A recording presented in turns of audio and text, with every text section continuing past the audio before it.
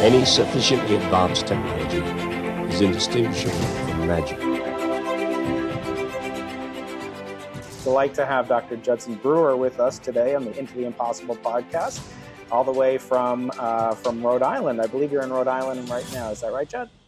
We live in Massachusetts, Massachusetts, but yes, I work at Providence, at the place right behind you. Yes, that's right. So those of you watching the video will see my alma mater, where I spent many years getting my PhD, not becoming a real doctor like Dr. Jud, but becoming a doctor nonetheless, a philosophical doctor. And it's a great treat to talk to you. You know, I only found out about you probably about a year and a half ago. And since then, I've been kind of one of your chief evangelists on the West Coast, at least. And we're going to get into all your great work, and especially your book, because books are a big part of this podcast. I started doing the pandemic podcasting, which I trademarked, copyrighted, and internationally patented a few months ago, when it started to seem like the world was changing for authors such as yourself and myself. And I noticed you started to do something really useful and wonderfully gracious for the world. And I wanted to ask how that project's going. So first, maybe you can introduce yourself. Who are you? What do you do? And then I want to turn to this wonderful service that you've been providing for me and thousands, probably hundreds of thousands of people around the world. Sure. I'm Jud Brewer. I'm the Director of Research and Innovation at Brown University's Mindfulness Center. I'm an associate professor in both the behavioral and social sciences in the School of Public Health and in psychiatry in the School of Medicine. I also founded a startup called Mind Sciences. So that's who I am. But I love Alice in Wonderland says, "Who in the world am I?" Ah, that is the great puzzle. That's right. And I've been following your many podcasts, your TED Talk, which by now has been seen by over 10 million people around the world on different sites. I want to touch base with you. In addition to the stuff you do as an academic, you're also doing a lot of what we call outreach and public education. Can you comment on some of the things you've been doing? Most particularly, I don't know why a professor in his or her right mind would add to their office hours. You know, I always say being a professor is the hardest 3-hour-a-week job in the world. Now you're making me look bad, Jud. So tell us about your office hours and your daily dose that you've been doing in March and April on mindfulness and anxiety prevention. Yeah. So as a psychiatrist, I've seen a lot of really good information go out around physical, illness, like how to prevent the spread of coronavirus, how to, eat healthy, things like that.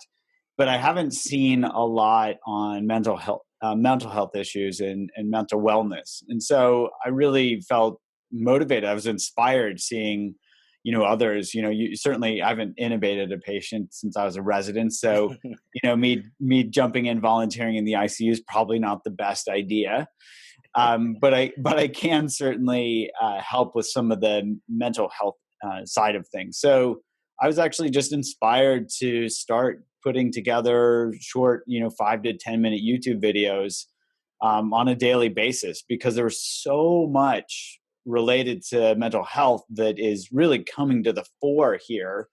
And it kind of, it all was seeded by a New York Times article that I wrote on, why we get anxious based on these fear responses and how social contagion and all that plays a role. And so people said, "Oh, it's a great article. What else can you give us?" And it just turned out there's a lot more, everything from guilt and shame to, to getting addicted to the news feeds. Yeah, absolutely. And the addiction science that you study has been really effectively used by, again, probably tens or hundreds of thousands of people around the world, whether they know it or not, because I think some of the stuff that you're known for, in particular, the habit loop, which we'll get into, and your book, The Craving Mind, which we'll get into, those have really kind of brought to the forefront not just a philosophy, but actually actionable tools, tactics, techniques that people can use to do things like quit smoking, be less intimately connected to their social media devices. In my case, lose weight. I dropped actually 5 pounds from my double chin to my stomach, thanks to you. And I'm actually, it's I do use your products. Your Eat Right Now app is very healthy to maintain health during this pandemic period. First, because the podcast is often about talking about books. I want to talk about, kind of the inspiration, because I, like many people, do judge books by their covers. And I want to talk about what the cover design and the meaning of the title. What does that really mean, the Craving Mind? I realized how addicted I was to things when I started studying addiction, and the joke, you've probably heard this, research is me search. Yeah. But in fact, I started meditating in the beginning of medical school and was doing, my PhD is actually in immunology. I shifted to neuroscience during residency, retooled there. And so I was just kind of studying molecular mechanisms of the immune system and things like that and going along. And when I was learning, in my psychiatry rotations in medical school and then in residency, I started learning more about, mental health and where we struggle and where we fall down. Honestly, in psychiatry, there aren't a ton of great medications out there to help people. And so I was really inspired to start asking these questions like, well, what are we missing? What doesn't work? And it turns out that started intersecting with my own personal mindfulness practice, where I was noticing, wait a minute, a lot of this stuff that I was learning from Buddhist psychology could be applied today. And, decade or so later, after doing a bunch of the neuroscience research and clinical studies, I was just inspired to write this book, because I realized there are a gazillion different ways that we're addicted and that we have craving. And so, I think the first half or 2/3 of my book is actually titled with different ways that we're addicted, addicted to technology, addicted to self, addicted to distraction, addicted to love, one of my personal addictions that manifested quite a bit in college. And so the Craving Mind was just the way to kind of bring all of that together in kind of one common theme, or what do they call it? The mule that carries the story, the thread of a story through a book. Yeah, and I want to talk specifically about the cover itself. Tell us about the title of the book, how that came about, and the very simple kind of iconography that you used, and the subtitle too. Yeah, from cigarettes to smartphones to love, why we get hooked and how we can break bad habits. I think the thread there, I was blown away by these common mechanisms where, we can be addicted to cigarettes in the same way we can be addicted to eating, in the same way we can be addicted to romantic love. So that's where the subtitle came from. Okay. And the cover of the book, walk us through that. What was that? The meaning behind it, perhaps, and the reason for the design elements that you use in that. And I'll also show the audiobook, because I read it and listened to it on the audiobook, and I always like to do that. And we'll give away a copy, obviously, to people that listen to it on iTunes and leave a review of this episode. So yeah, talk about the cover design. The audiobook in particular, I'm going to get that up, has a little bit more of the subtitle elements that go into it. So it shows of the brain, and it shows the various little icons pointing to different addictions that people have. And maybe about the title itself, Jud. What about the title itself? Talk us through that. Yeah, that's really the all-encompassing theme, where it's really our mind that starts craving stuff, whether it's cigarettes or smartphones or love or distraction or whatever. And it's not, it's not about the thing itself. It's not the cigarette itself. Cigarettes certainly have addictive elements, but it's really the mind that gets hooked by all of these things. Mm-hmm. And craving is built in, would you say, into the human mind because of the different biological pathways that course through the genetics, or is it something more malleable that's epigenetically perhaps imprinted by the environment, the milieu, the culture even that we grow up in? I would say some of both. So certainly these urges to act drive our very basic survival mechanisms, so, these mechanisms are set up to help us remember where food is, and also to remember where danger is so we can avoid it. And it's interesting, dopamine firing happens when we get an unexpected reward, right? So you can imagine you're wandering around the savannah, suddenly you find a food source, your brain fires this dopamine off that says, hey, remember this place so you can come back here tomorrow and get some more food. Same thing, you see the saber-tooth tiger and you're like, oh, it's danger over here. Remember this, don't come back here tomorrow. But that dopamine firing doesn't happen every time we get to that food source because we've already learned it, right? So that firing shifts from receiving the reward, from finding that food to anticipating. So that dopamine firing goes to, it says, hey, get off your butt, go get the food. So it motivates us to action once we've learned the behavior. And so that's actually where the craving comes in. So that's a very basic learning mechanism, yet, I wouldn't suggest, great example, cigarettes do not help our survival. But we can actually learn to crave cigarettes in the same way that that these mechanisms help us find food. But through a very different mechanism. So typically, and what I've seen in our studies, the typical onset of smoking is 13 years of age. So these are pretty young people that start smoking. And typically it's because of things like they want to be cool at school, or they're rebelling against their parents, or whatever, they want to fit in. So they'll actually overcome the aversiveness of smoking a cigarette because nicotine is actually a toxin. And so they feel sick the first time they smoke, but they'll fight against that. And ironically become addicted to the nicotine itself because they'll go through withdrawal physically. And then, they'll reinforce that process. I had a patient who came in, he wanted to quit smoking after 40 years, and he had reinforced that pathway 293,000 times. Right. So this is how much it can get looped in. So this is where genetics play together with epigenetics and also play together with basic cue reinforcement paradigms. Now, I want to get into meditation. I want to talk about, the focus in your work is very much on kind of stimulating curiosity and hacking the loops themselves and short-circuiting them before that they get to be dangerous addictions. Obviously, some things might be less addictive or less detrimental. Say nicotine is probably higher up on the list of things of potential dangers because it's linked to smoking. Than say coffee might be. I'm hoping because I like to have some coffee every couple of minutes. But I want to talk first before we get into that. There's been a proliferation, as you must know, of meditation apps and books and TED Talks and approaches and everything from seeing recently on my on Audible.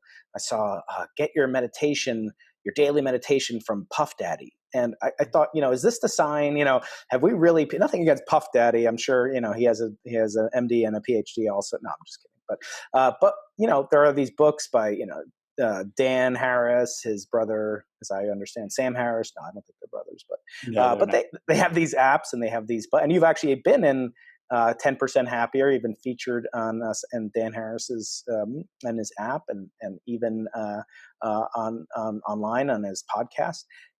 What separates this approach from those approaches? And if meditation, just being a little provocative, if meditation is powerful, then shouldn't there be one modality of employing it that's superior to the others? I mean, we all want to be in better fitness. I don't think anyone really wants to smoke. I mean, there are better hobbies you can pick up than smoking. So, right. How is it that there's so many different applications? Is it just a sign of people jumping on the same bandwagon that you hacked many years ago? Or is there something to these, variety of different approaches? Yeah, I think we can learn both from history and modernity, which is that historically, even if you look at like Buddhist psychology schools, for example, there are three main schools that have survived to common day, or to current day. Like there's this Theravada, that's considered more the Vipassana. Some describe it as that, or insight meditation. Mm-hmm. There's Zen. There's Tibetan meditation, and they really have different flavors of teaching. The same core teachings, with some slight, with some differences. And I think that actually appeals to different proclivities that people have. So, for example, don't want to overgeneralize, but the Theravada Buddhism is more kind of analytically, scientifically oriented. So and that's what I got most interested in. So that I was drawn to that as compared to Zen or the Tibetan or the Vajrayana schools. So I think there's not a one size fits all for anything. This goes from everything from diets to exercise to meditation programs. So that's one thing I think to keep in mind historically. Now, in modernity, I agree. I think it's just lots of people jumping on the bandwagon. They're like, oh, I can record a guided meditation, or I liked meditation, so I'm going to do one. I'm going to do my own, and it's not throw some money at something and you can have an app. So I think there's a lot of that going on, and there's a wide range of quality in terms of some of these programs. So, for example, the 10% Happier app has, they bring in very senior and skilled meditation teachers as part of their platform. Ours takes a slightly different approach than all of these basic ones, which is, we're not actually aiming at like a general meditation app. There are plenty of those out there, but we're focusing on helping people with specific problems. So, if you smoke, or if you stress eat or overeat, or if you have anxiety, that's where we're focusing, because we're zooming right into the neurobiologic mechanisms and targeting those specifically. And it just turns out that my lab has studied that mindfulness actually works very well for these types of things. So we're taking more of an evidence-based approach. So for those of you watching, I've switched my background. This is a quiz for the professor, Professor Dr. Jud. Do you know what we're looking at in the background here? It looks like somebody's richly decorated living room. I have no idea. This is allegedly Freud's couch in Vienna. At least that's what the internet told me when I stole this picture. No kidding. Well, I see busts of the Buddha in the background. Yeah. So that's what made me doubtful. But there's some old looking books. Anyway, the segue that I want to make now is into the practice, both in psychiatric training.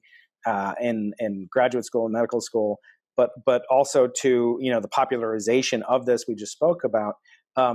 In your own work, I recall Freud saying something to the effect that there are certain groups or cultures that are just generically are resistant to psychotherapy. So I'm Jewish, and we're not one of those groups, right? We're famously, addicted to addiction recovery and neurosis. We're neurotic about our lack of neuroses if we don't have them. But in reality, is it true? Do you believe it's true what Freud said, that there are some cultures that are fundamentally just, will be resistant to psychoanalysis? And if so, is that also true of meditation? Or some people just cannot meditate, cannot use these tools?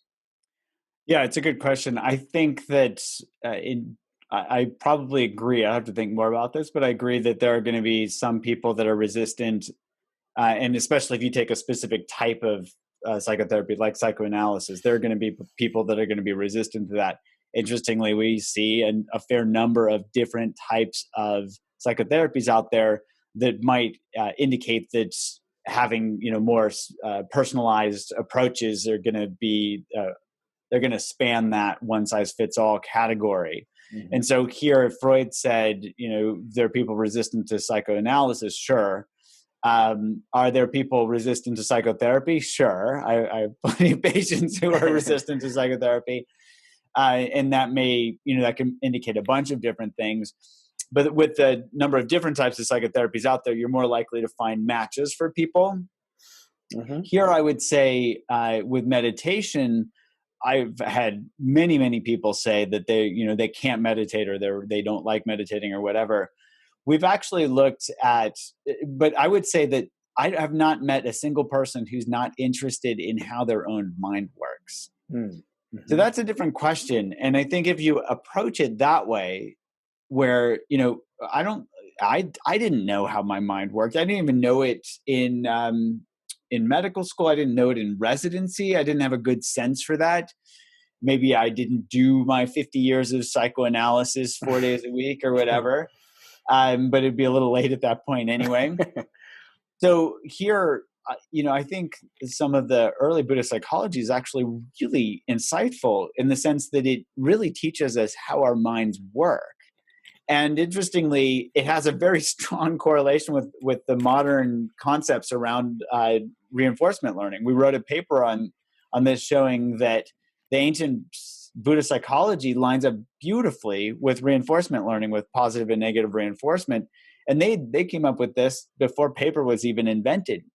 So here, I think if we phrase it from the perspective of who's interested in how their mind works, everybody raises their hand, because not only whether it's a curiosity side of things or whether it's just helping them function, everybody wants to know something about how their mind works.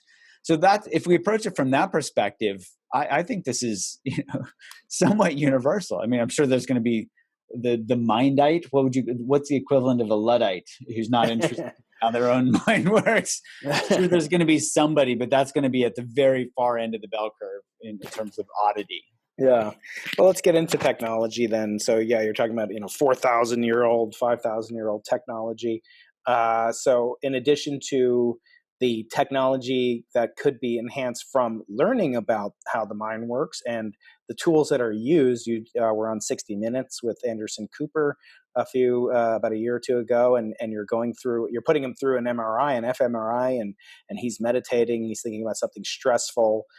His ratings are dropping by 0.5% or something. And then all of a sudden you make him start meditating. He drops in, to use his language, he drops into meditation, and we'll roll some B-roll footage showing him in that. And it's this huge contraption with gel, and you're squirting gel into 128 electrodes. And now, I've got this thing here. It's called a Muse headband. And I also, I'm a techie, right? So I'm an anti-Luddite, and I've got the Oculus, and I've got earbuds, and I've got this. I've got an Aura ring, and I've got, here's my Aura ring. You can't even see it. I've got the next generation Stealth, completely invisible, transparent. First of all, do you buy into any of these things? That I waste, $200 on this Muse headset, or is it just a placebo? There was a guy from the Wall Street. I'll give you a short answer, which is look for science.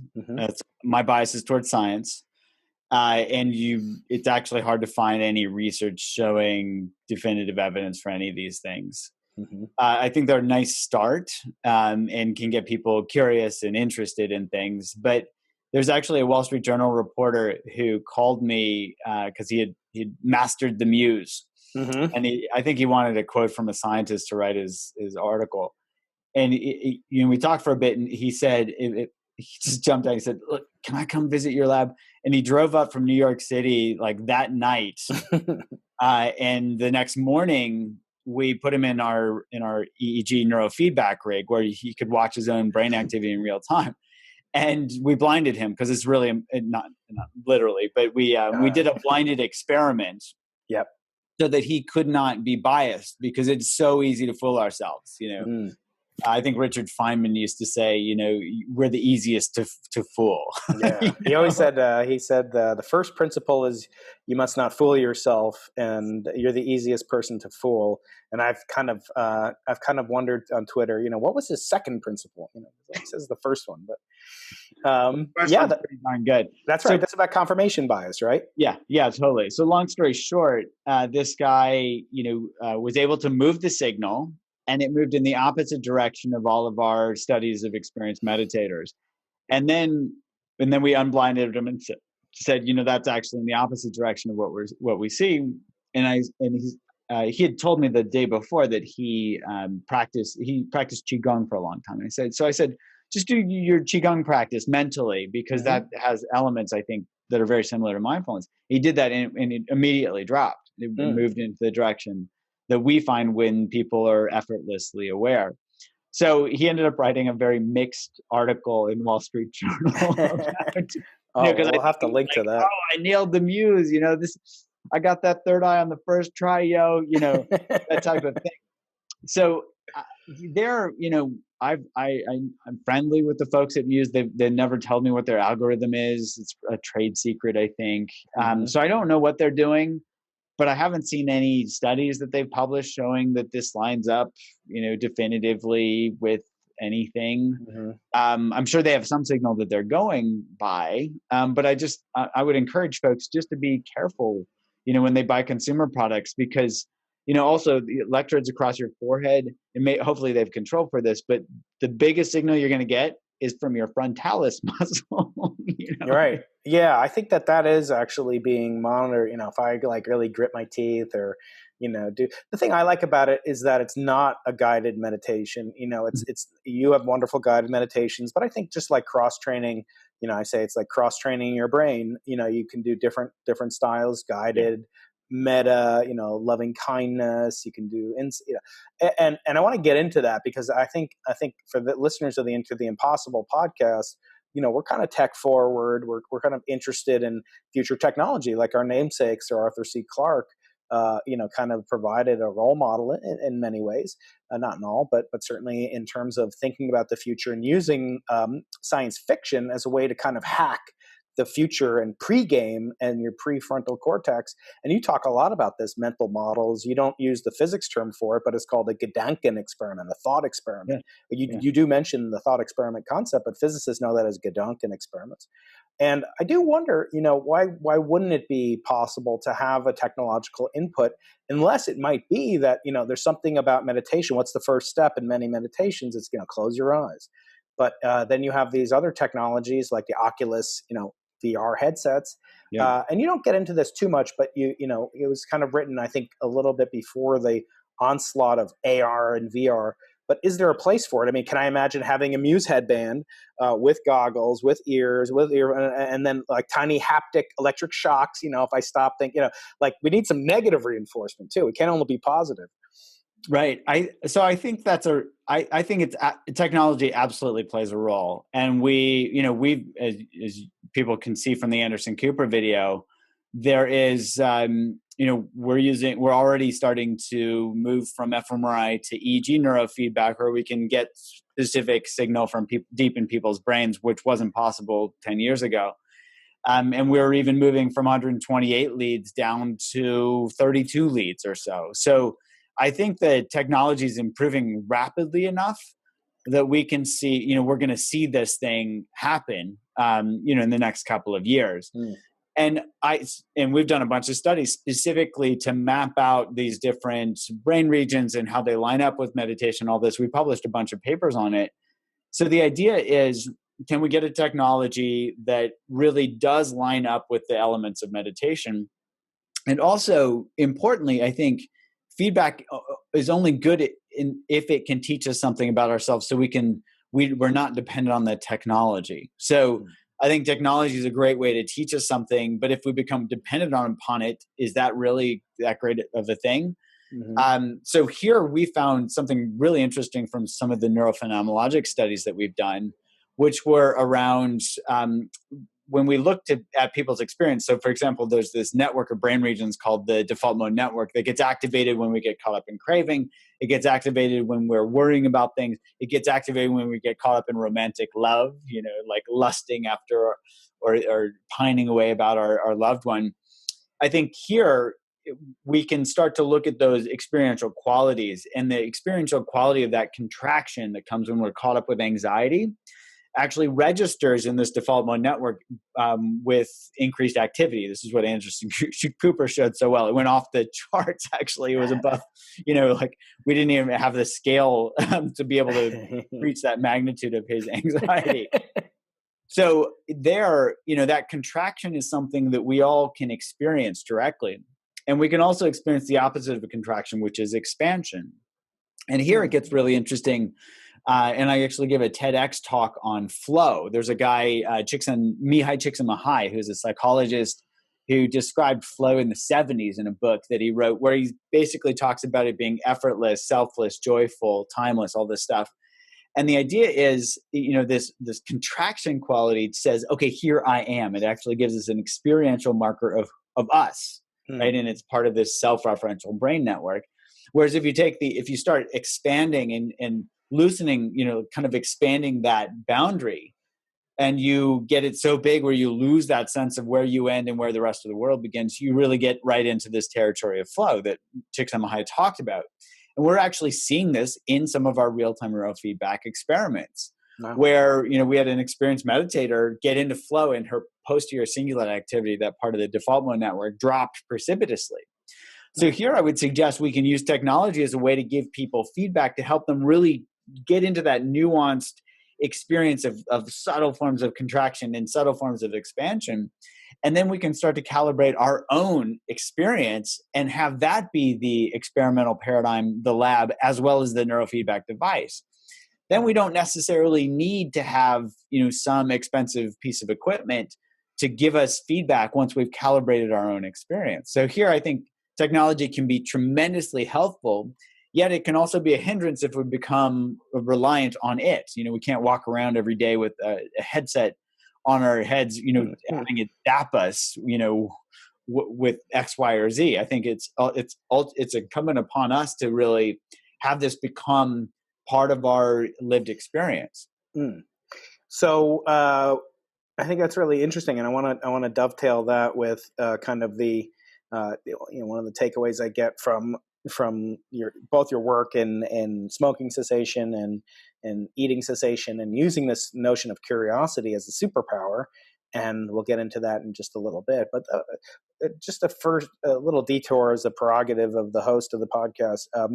I always thought about, I've always been, basically I say I'm always on a diet, and I'm always hungry in my whole life, essentially. And I don't think it's necessarily a bad thing, because I think it forces me to be disciplined and think about what I'm actually eating on a constant basis, rather than, one of my kids can eat like a whole, bag of Twizzlers, and, he won't gain, he'll lose weight. And so, he's got the one 6-pack in my side of the family. Actually, he has a 12-pack. He was born with a 6-pack, and it went up from there. On his umbilical cord, there was a 6-pack. But my other kids are different, and I'm different.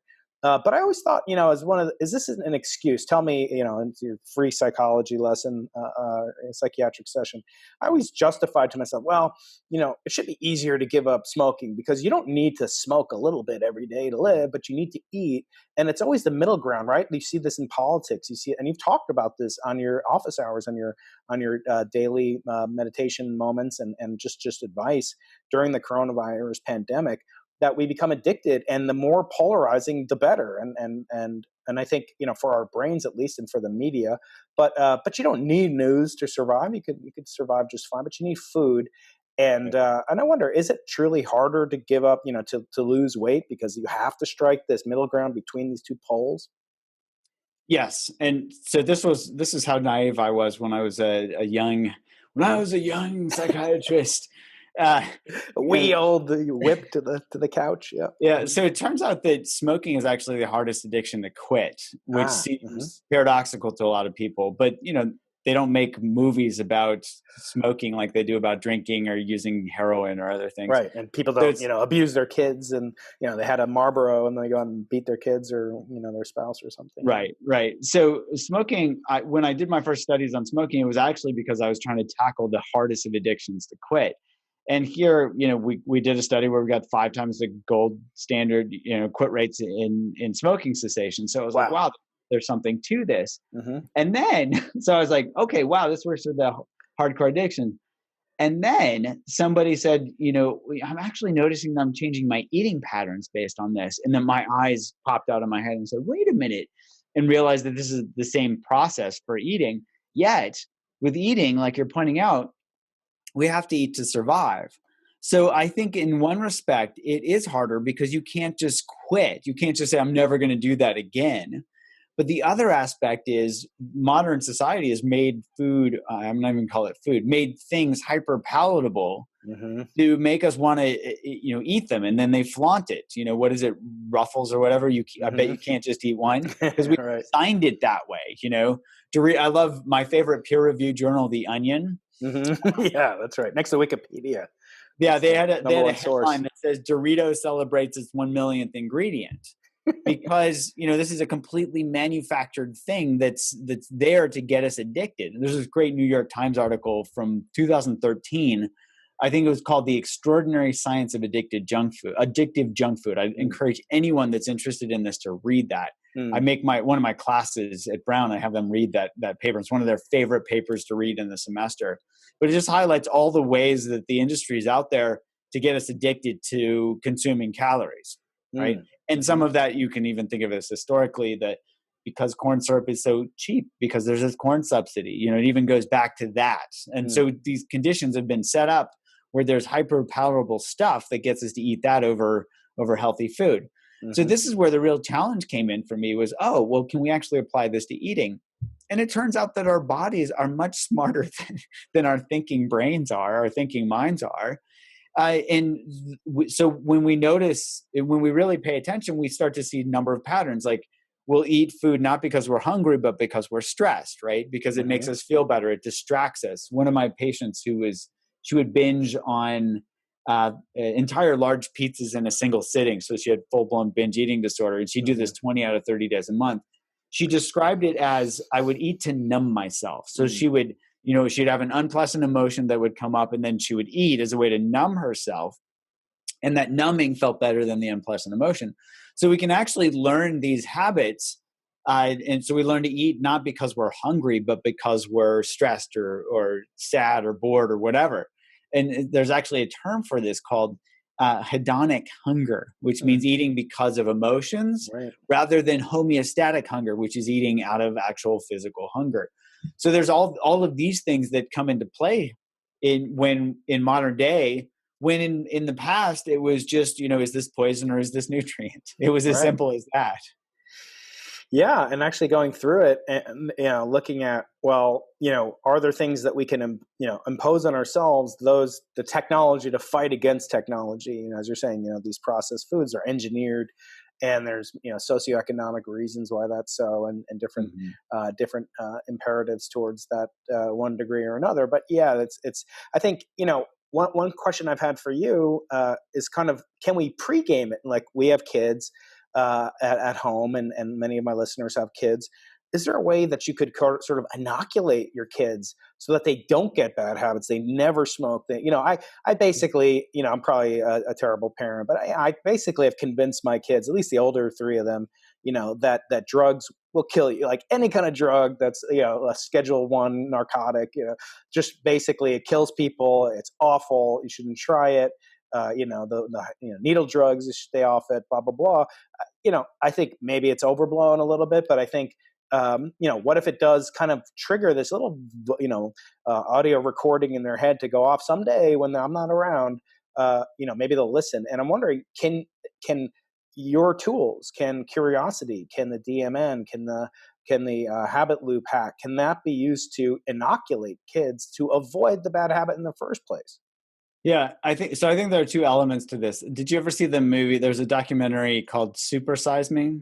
I saw some of it, and then I heard that there was some controversy about how that was produced. But yeah, go ahead. Okay, so I'll have a link to it. Yeah. Yeah, the story to that is this guy basically says, I'm going to eat McDonald's every day for a month and see what happens. And at one point in the movie, and I'm saying this as a joke, so don't do this literally. He said, you know, when I have kids and we're driving by McDonald's, because he had talked about how McDonald's actually has a playland specifically to get kids to associate playing with eating McDonald's, you know, and it's kind of a nefarious. Like cereal has prizes in it, and you know, Happy Meals have game. So he said, every time I drive by McDonald's, I'm going to punch my kid. So they associate pain with McDonald's. But I think that's, you know, that's one way to do it. I'm not recommending people do that. No. But he's pointing out a basic concept, which is we associate X with Y. So what I would say is we can actually hack this reward-based learning system, but not in a way where we have to torture ourselves or where we have to punch ourselves or punch our kids. But just understanding the process actually makes it relatively straightforward to hack it. And the way that it works is that our brains are always looking for what I call the bigger, better offer, the BBO. Okay.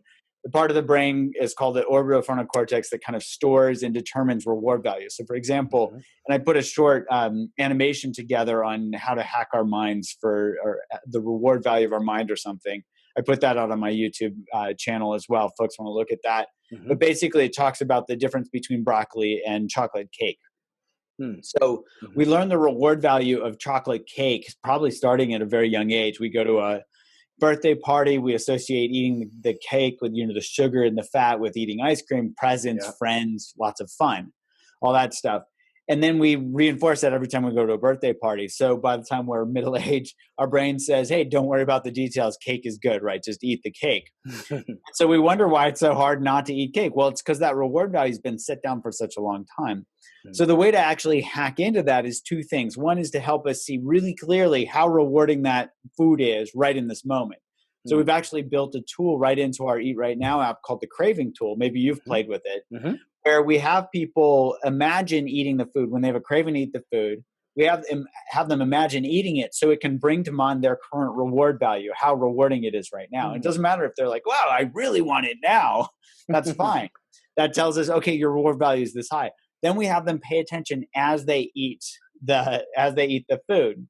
And if they overeat, or if they eat when they're not hungry, if they eat when they're stressed, we ask them, how content do you feel afterwards? And what they realize is, it's actually not that great to overeat or to eat junk food or whatever. And it actually feels better to stop when I'm full.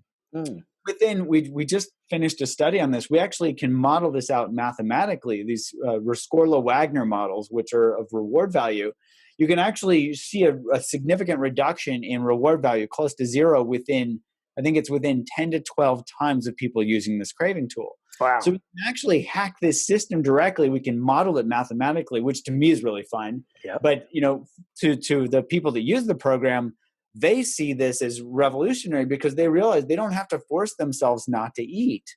They don't have to force themselves to go on these starvation diets. And in fact, when we starve ourselves, our body says, hey, there must be a famine. I got to hold on to my calories. So it's even harder to lose weight that way. So here we say, forget about it. And people, they come to us and they're like, are you kidding? Because we say, go ahead and eat whatever you want. We say, just pay attention as you eat, because your body's your body knows how to regulate this stuff. You just have to pay attention to your body. So starting that with kids is something that, could be actually a way, if not to completely inoculate them, but to at least make them aware at as early an age as possible. Yeah, and I will highlight something really important, which is a lot of parents don't realize that they're actually training their kids like they're like Flipper or wild animals. They're training to do tricks.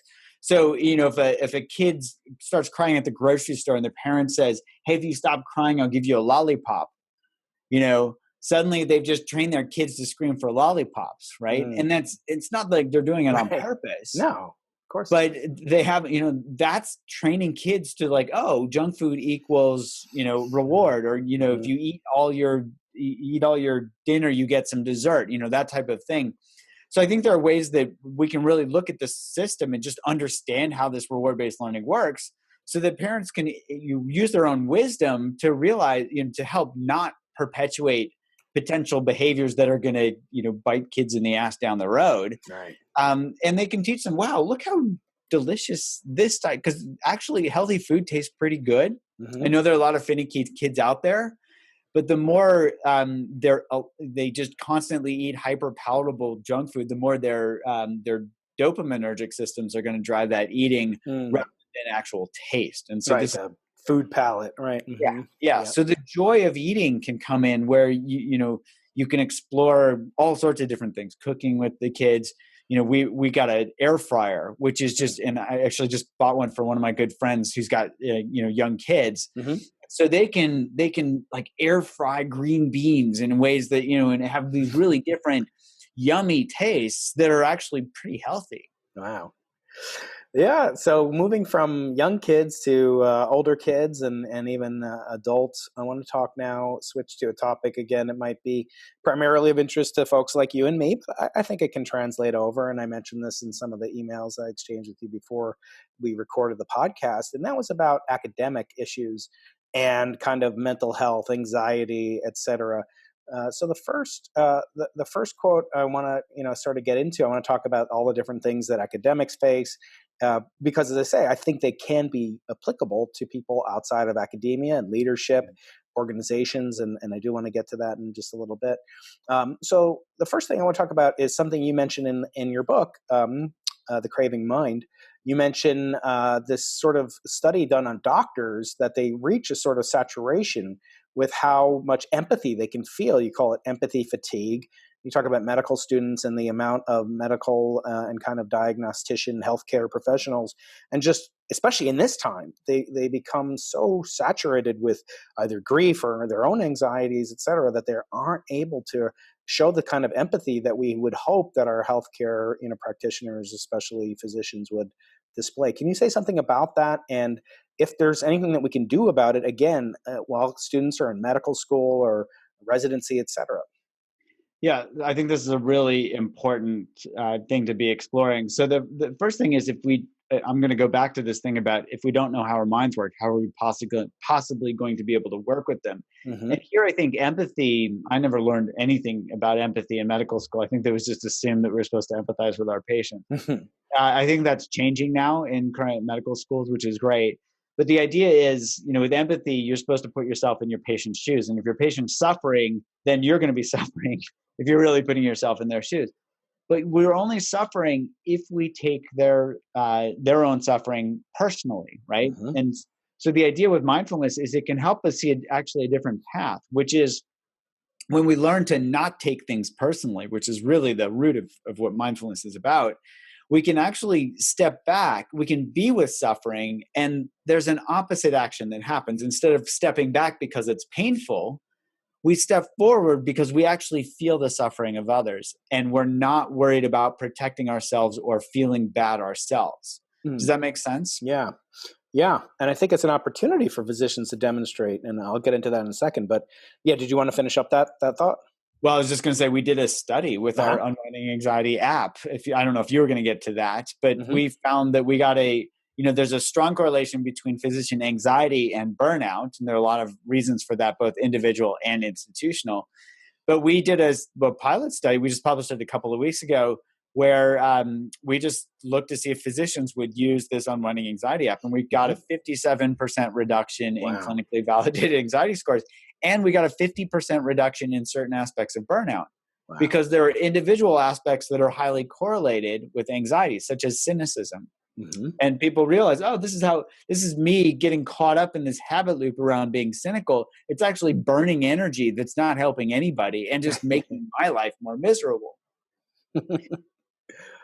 Very good. Yeah. And actually I had a conversation about a week ago with Dr. Peter Diamandis, who, like you, hasn't intubated anybody and, since he was in medical school. But he was talking about the possibility of medicine being, if not, largely, perhaps mostly outsourced to the cloud, to devices that I have in the room whose names I can't say, but it's called Aloysius or somebody who's in the room, or or Shragi or somebody like that, where you'll be, because the classic view of the doctor in the old days is the house call and the doctor sitting and now it's the doctor's on a computer and the patient's on an iPhone. They're not even looking at each other.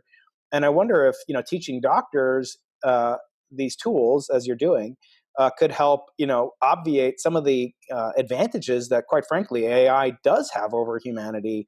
In that, as the patient's talking, the AI could be searching every single person who's ever reported this in the history of digitized health records, and that's huge. But the chat bot can't replace the human touch. But if the doctor, him or herself, is not acting with that most human of qualities, empathy and loving kindness, etc., then what serves to differentiate them? So I think that is a huge thing. I want to, and a benefit to medical students and people to take advantage of. And we'll have links to to Overcoming Anxiety as well as the other apps. I want to turn now maybe to a slight. Yeah, go ahead. Maybe I could just mention something quickly, which is what I really see ideally is an augmentation of medical care where physicians can move back into the places that they probably drew them to become doctors in the first place, which is the care of their patients. And so if they can have augmentation strategies where they've got AI in the background helping them with their differential diagnosis and looking up all the cross-reactivity for different medications, which we can't possibly store in our brains. Right. That could be a great tool that could then free us up to actually be with our patients and have that compassionate care, because compassion has been shown repeatedly to be a critical aspect of medicine. It's not just take this pill and then you're fixed. huge aspect of the personal component to that as well. And that might actually free us up once we figure out this whole electronic medical record conundrum and all this, all these other regulatory things that are keeping physicians from actually doing, being a doctor. Right. I really see down the road a really nice blend between that personal, that caring component and the, let's just call it the AI component that can help augment all of the different informational aspects. Very good. So sticking with academia, let's take a step back in the educational career of somebody who goes to college and has to face the first kind of step in the rung in the academic ladder is getting accepted to a college or a graduate school or a medical school, and worrying about rejection. And then if you're accepted, once you get there, you have sort of the opposite, the fear of being an imposter, so-called imposter syndrome. Can you talk about that in the academic setting, and what kind of tools that people can use to cope with these twin, diametrically opposed fears that we might have? Yeah, I think this happens at every step of the game. I remember in high school, my college counselor told me that I would never get into Princeton, and I was so pissed off that I applied there early just to piss her off. I never even visited, and that's why I ended up going to school. Yeah. So I think this happens so much, where it's like we get, and then we get somewhere and we're like, oh, everybody's smarter than I am. I didn't even know what school was like. So I think just knowing our minds, again, is going to take us really, really far here. If we can notice that we're caught up in these anxiety, these worry habit loops, like, oh, everybody else is smarter than I am. They used to do this. I think it was at MIT where they would say, in their freshman assembly, they'd say, stand up if you were the valedictorian of your salutatorian of your class. And like everybody stood up except one person who probably was mortified and traumatized from that for the rest of their life. So I think here, if we can really tap into and see that our minds are actually, this is this old survival mechanism that's just trying to help us survive, but it's kind of getting a little off course, and we're actually tripping ourselves up that way, it can really help us take a step back and take us a long way toward healing. Because worrying that we're not good enough is going to actually make our thinking brain go offline and make it harder for us to see that we are actually good enough. And it's going to make it harder for us to be able to bring out our natural talents. So here's where you mentioned this earlier, but we can get into this more. This is where the superpower of curiosity comes in. So, we talked about seeing how unrewarding old habits are, like overeating or whatever, but we didn't actually talk about that bigger, better offer. And I think in academics, curiosity is that bigger, better offer. It feels better. So for example, if somebody has a craving to eat food, what feels better, craving or curiosity? Curiosity feels better. So even if somebody's trying to break a bad habit, they can start to bring in curiosity itself. But we can also do this when we're falling into bad habit patterns around self-judgment or self-doubt or shame or feeling like an imposter. We can get curious right in that moment and ask ourselves, oh, what does this feel like? Like, not why am I feeling this way, but what does this feel like in my body? Does it feel more, X, Y, or Z on the right side or the left side? And so we can start to get curious right in that moment about what those sensations feel like. And that curiosity itself helps us unwind from those old habit loops right in the moment. Yeah, and I think that's something that's so endemic to the academic kind of ladder that we climb, those of us that stay in academia. But again, you can translate this to any other field, whether it's making partner in a law firm or what have you. I think for me, one thing that's really come up a lot in as an academic, as a faculty member, is sort of, again, these two different opposing emotions or reactions, which is on one side, we have this craving to be attributed. You may not know this, but you've probably heard of the H index, right? Yep. So that was actually conceived of one of my physics colleagues here, Jorge Hirsch, in the physics department. So H is for Hirsch. And it's sort of this metric that's supposed to track not just the number of times a single paper has been cited, but the kind of corpus of your academic citations. You might want to explain to listeners, but citations are like the ultimate, thumbs up on Facebook or like on Instagrams or whatever, and it becomes addictive. I have to say, that you want to be attributed and credited because we don't really get into academia for the money, but on the other hand, I think certainly having ideas and having the attention that we feel our ideas are due. I think that's one pole. Again, there's a dichotomy here. The other side is like fear of being wrong and fear of failure that we have. Oh, what if this thing that I have been working on is taken out of context, or if it's misattributed, or if I'm wrong, I did a study and I had to retract it. I know that feeling. Or had to reinterpret its results. So how do we balance that? And again, this could be another sign of something that applies well outside of academia, in a law firm or a real estate firm, whatever. Wanting to get credit for successes, but also avoid blame. On the other hand, is there a craving or addictive component to that as well? Yeah, I think there is. So here, and there have been studies, for example, with likes on Instagram showing that this getting a bunch of likes activates both the reward centers as well as the self-referential parts of the brain. And like you're pointing out, with academia, it's the H index or the number of citations that we have, or, whatever. There are a bunch of different ways that we measure ourselves and measure our peers in terms of, how successful are they, basically. You don't have to ask them, it's not about salaries, but it's about, how many citations do you have, Right. So I think that, we see that aspect in academia, just like we see it all over the place, where in modern day, you can quantify this stuff like we've never been able to before. I don't know when the H index came out, but it hasn't been around for 20 years. It's relatively new. Same thing is true with social communication. We see, teenagers sitting next to each other, texting each other rather than looking at each other in the face. Right. And it's the Louvre interesting. Museum, right? Right. Well, and it's interesting because our brains don't like uncertainty. Mm-hmm. I did a YouTube video on a couple of things around uncertainty and anxiety. But the idea is that our brains really, that uncertainty drives us to get information because information helps us survive.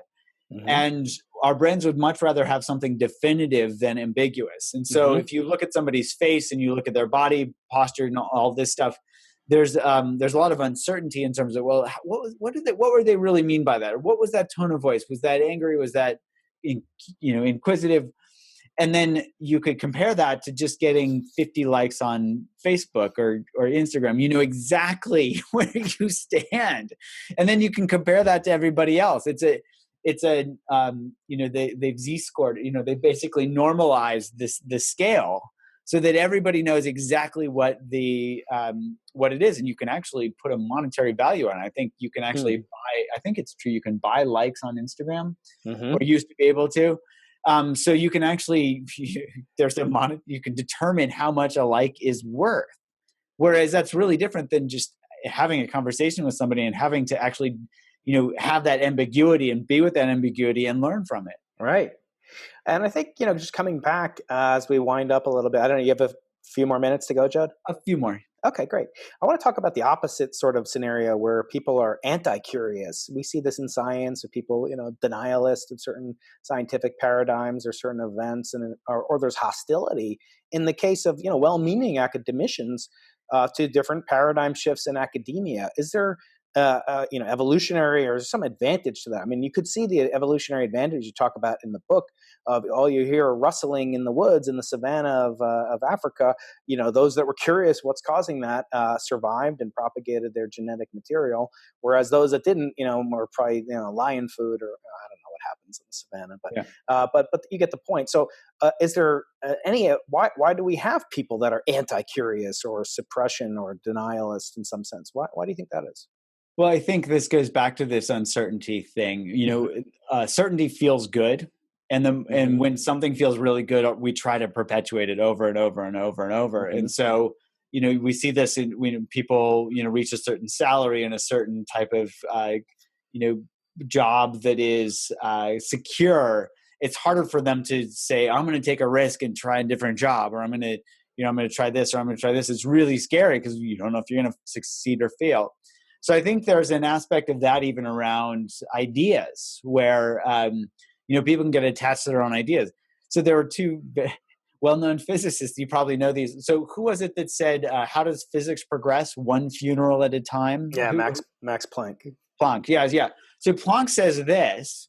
And then there's Einstein who says you should never lose your holy curiosity. Right. That's how much reverence he had for curiosity.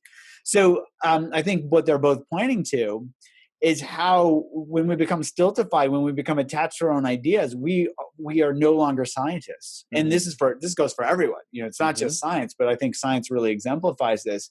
As soon as we are so attached to our own ideas that we have to defend them literally to our death, we've halted the progress of science, because then people have to wait for us to die, sometimes literally, before they can say, well, what about this? Because they don't have as loud a voice, or they don't have as many likes on their proverbial Facebook Facebook feed.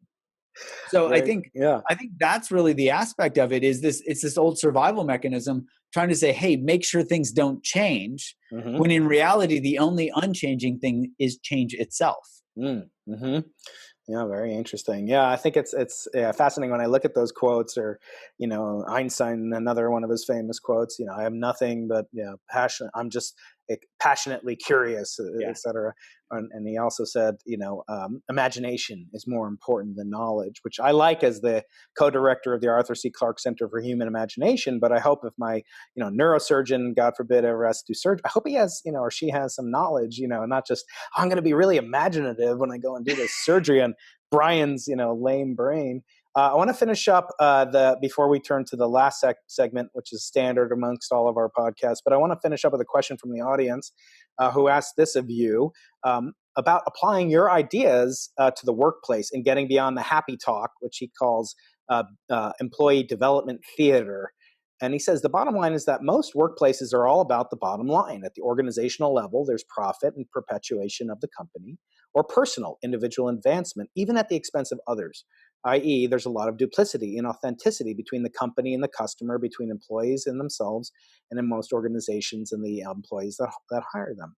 We don't give much thought to how we might be manipulating or taking advantage of other people, but using notions of self-esteem, et cetera, can it be reconciled short of quitting? I guess he's talking about maybe a hostile workplace, or ways to maybe isolate, compartmentalize without being completely introverted, shut off from a company. Are there tools that we can, beyond the kind of meta loving kindness, which to him might feel inauthentic?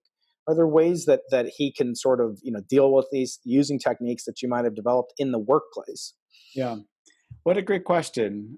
So here I would say yes, absolutely. Mm-hmm. And I think some of this is, there's this whole thing called delayed discounting. Are you familiar with this? No.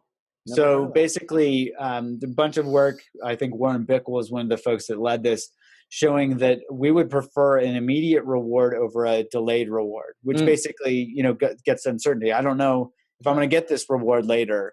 And so we'll actually forego a greater reward that we're going to get later for an immediate reward. Is this like loss aversion or relative to that?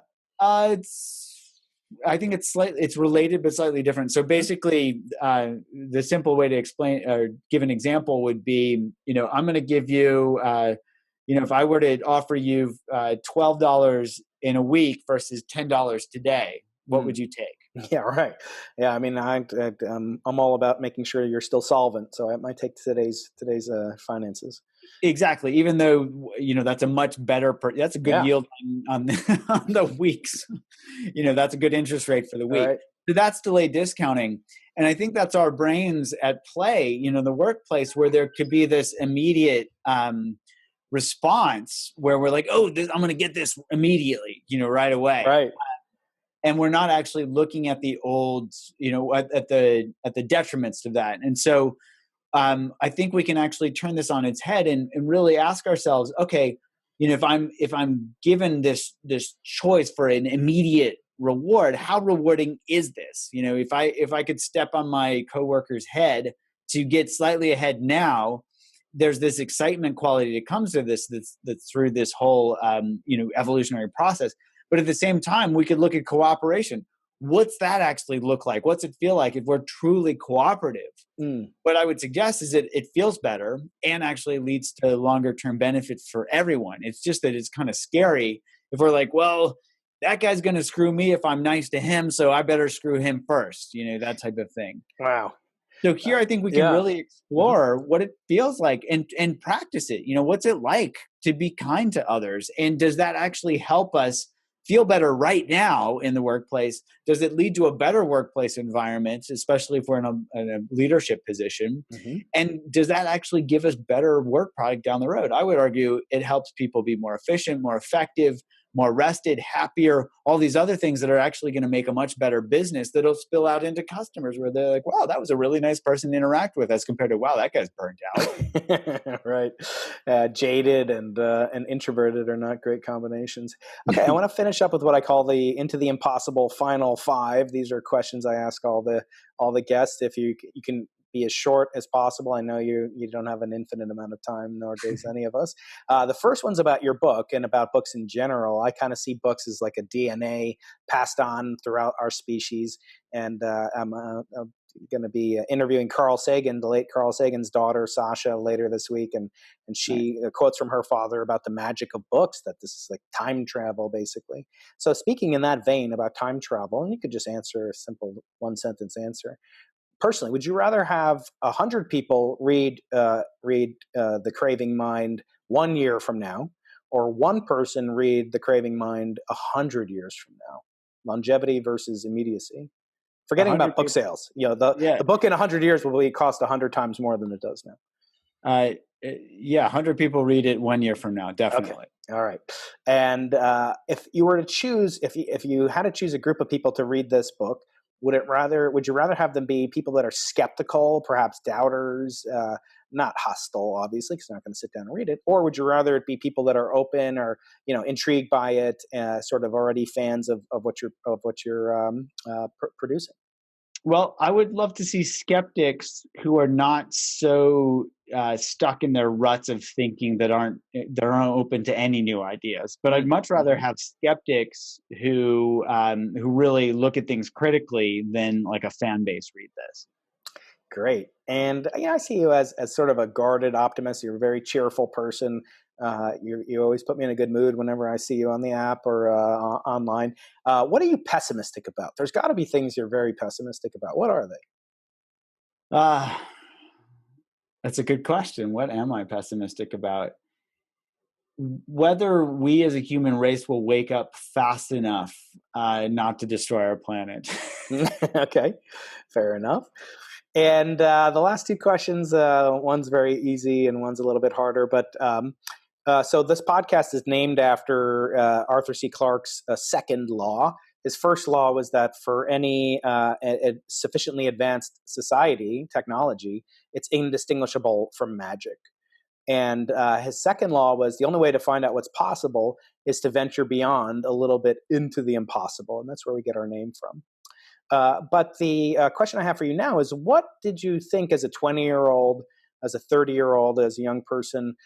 You thought it was impossible, but now that you went into the impossible, now feels like you want to shake that 20-year-old version of Jud and tell him it's going to be okay. What seemed impossible that you ended up accomplishing? I would have to say an understanding of my mind. Certainly I have a long way to go, but it just seemed like such a black box, and I was completely at the whims of my urges. Boy, it's actually relatively simple, and it's so helpful to know. Very good. And then the last question I have for you is, and I suspect it'll be in the affirmative, but what you do as a scientist, as a professor, et cetera, is that something that their components are sort of equal between intrinsically specific to yourself, or are there things that you can learn, that you can teach, that you can mentor, so that basically, a young version of me could be as successful as you are in what you do? I think the one thing I would mentor people in is curiosity. And I think that's both intrinsic and mentorable. So that's what I would say, never never lose that holy curiosity. May we all aspire to what did Einstein say? You know, I'm curiosity over knowledge, or whatever his quote was. Yeah, that's right. I'm nothing if not passionately curious or something. Yes, let's train everybody to get addicted to curiosity. Yeah, and maybe imagination here at the Arthur C. Clarke Center for Human Imagination. That makes a nice plug for us. And I want to give you a chance to plug anything that you're interested in promoting. You have the daily updates and anxiety, and talk about your apps, your Twitter, your website. Sure. So folks can find me. Two easiest places are the YouTube channel, which is Dr. Jud, DRJUD, and same for the website, which has all the apps on it, as well as a bunch of free resources. We put animations out there to help people understand the neuroscience behind this stuff, even some free healthcare providers courses. We've even put out a free app called Breathe by Dr. Jud for people that just want to learn some basics around mindfulness. And then I'm also on Twitter at Jud Brewer, JUDBREWER. Great. And we'll have links to all those. And I just want to thank you for this free 90-minute session that you provided for me and for tens of thousands of other people, hopefully, that'll be listening and watching this. Jud, it's been a delight following you online for many years. Great to hear your voice and actually responding to me when I scream at it. No, I don't scream at you. It's a wonderful service that you provided. Thank you for the updates, everything you do. It's done with such graciousness and generosity of spirit that I speak on behalf of the whole audience and just expressing our great gratitude to you. Well, thank you. It's been a pleasure. Any sufficiently advanced technology is indistinguishable from magic. If you enjoyed this episode of Into the Impossible, please subscribe, comment, share, and review. For a chance to win a free copy of our most recent guest's newest book, send a screenshot of your review to info@imagine.ucsd.edu. We appreciate hearing from you and are always open to your suggestions for future episodes. Into the Impossible is a production of the Arthur C. Clarke Center for Human Imagination at UC San Diego in the Division of Physical Sciences. Directed by Eric Viry, Brian Keating, and Patrick Coleman. Produced by Stuart Volko.